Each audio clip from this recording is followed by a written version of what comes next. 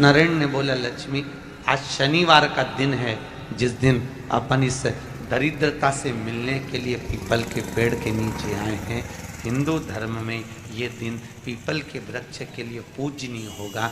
जो भी शनिवार के दिन पीपल के वृक्ष की पूजन करेगा, दूध चढ़ाएगा या मिष्ठान का भोग लगाएगा, लक्ष्मी और नारायण उसके घर में प्रवेश कर जाएगा। लक्ष्मी और नारायण उसके घर में प्रवेश करेगा। इसलिए नियम बनाया। कौन से दिन का? शनिवार। लक्ष्मी जी बोली, नारायण आपने तो एक दिन का वार लिख दिया।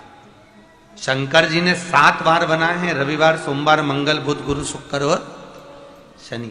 ये शिव जी ने बनाया। अब एक दिन आपने अपना बना लिया, बाकी के दिन अगर कोई इस पीपल के वृक्ष के नीचे आएगा और यहां तो दरिद्रता बैठी है, तो उसका क्या होगा? भगवान नारायण बोले, सुन दरिद्रता, तेरे से एक विनती है, अगर कोई भी मनुष्य इस पीपल के पेड़ के नीचे अगर 7 दिन में आता है और उसके हाथ में अगर कोई सामग्री होती है तो तू उसके घर में प्रवेश नहीं करेगी।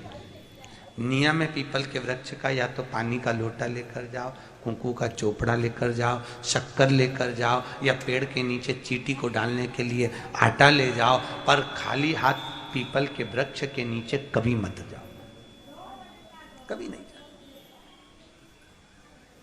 खाली हाथ जाओगे तो दरिद्रता तुम्हारे घर में प्रवेश करेगी। दरिद्रता उठकर खड़ी होकर बोली, नारायण तुमने अपनी मनमानी करी है, एक दिन मुझे भी मेरा चाहिए। भगवान ने कहा, बोल कौन सा दिन चाहिए? दरिद्रता कहती है, रविवार के दिन इस पीपल के वृक्ष के नीचे मैं दिन भर नृत्य करूं, इसमें रहूं, और जो यहां आए रविवार को मैं उसके घर में प्रवेश करूं। भगवान ने कहा, ठीक है। दरिद्रता, रविवार का दिन एक ऐसा दिन रहेगा जिस दिन तू इस पीपल के वृक्ष के नीचे नृत्य करेगी, और जो आएगा इस पीपल के वृक्ष के नीचे तो उसके साथ प्रवेश करेगी। मैंने तुझे वर दिया। इसलिए हमारे यहाँ केवल पीपल का वृक्ष अगर दीवार में भी लग जाता है ना, किसी की फैक्ट्री की दीवार में, किसी के घर की दीवार में पीपल का वृक्ष अगर लग जाता है, पीपल का पौधा लग जाता है, उसको कितना भी तोड़ लो वो वापिस लग जाएगा। फिर तोड़ोगे फिर लग जाएगा। अगर पीपल के पौधे को तोड़ना है तो केवल रविवार का दिन एक नींबू, एक मिर्ची और बमूल का कांटा, ये 3 चीजें रखने के बाद में आधे घंटे बाद रविवार के दिन पीपल के पेड़ को उखाड़ कर फेंक दो। दूसरी बार कभी पीपल दीवार में लगता ही नहीं, कभी नहीं लग सकता। केवल एक रविवार का, केवल एक संडे, इतवार का। घर में दीवानों पर अगर पीपल लग भी गया है, इसलिए पीपल के वृक्ष को उखाड़ने का, अगर घर में पीपल लगा हुआ है या पीपल का पौधा हमारे घर में लग गया, उसको उतारना, निकालना, लगाना, तो पीपल के वृक्ष को अगर निकाला जाता है तो रविवार के दिन, और अगर पीपल के वृक्ष को कहीं लगाया जाता है तो सोमवार के दिन या मंगलवार के दिन, बुधवार के दिन, इन दिनों में लगा सकते पीपल के वृक्ष कहीं लगाना। शनिवार का दिन एक ऐसा दिन होता है जिस दिन पीपल के वृक्ष को कहीं जाकर लगाया नहीं जाता, क्योंकि शनिवार के दिन पीपल के वृक्ष के नीचे लक्ष्मी रहती है। हम अपने हाथों से अगर पीपल का वृक्ष किसी दूसरी जगह पर शनिवार को रोपित करते हैं तो हमारे घर की लक्ष्मी अपने घर से छिन्न होकर चली जाती है। इसलिए शनिवार के दिन पीपल लगाया नहीं जाता, किसी के घर जाकर उसको वापस पलटा नहीं जाता। लग गया उसको। प्रभु मेरी धर्म पत्नी को कहाँ रखूं आप बताओ? वो तो जहां यज्ञ होता है, अनुष्ठान होता है, दान होता है, पुण्य होता है, सत्कर्म होता है, वहां जाने को तैयार नहीं। अब करूं क्या?